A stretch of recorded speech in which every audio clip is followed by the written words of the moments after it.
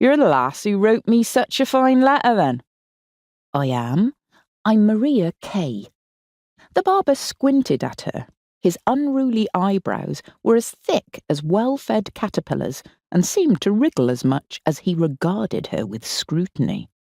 "Said you're 17. You didn't look it. Look younger than that." "Fresh face, that's what they say about me." In fact, she was only just 17, as she'd had her birthday a few days before. The barber muttered, and eyed the top shelves behind the counter.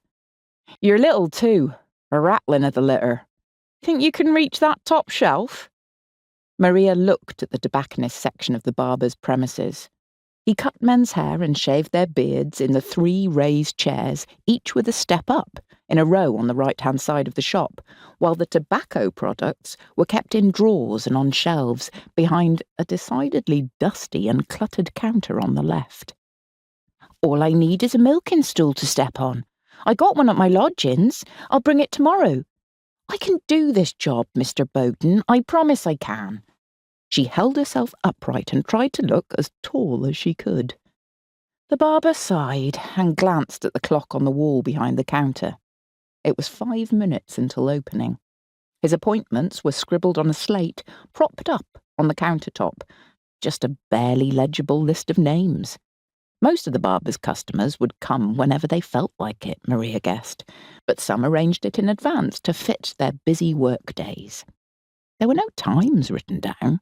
There were several heaps of coins scattered across the counter too, in no particular order, mixed up with a fallen pile of bank receipt notes, screwed up knots of waste paper, and all scattered liberally with flecks of dried tobacco.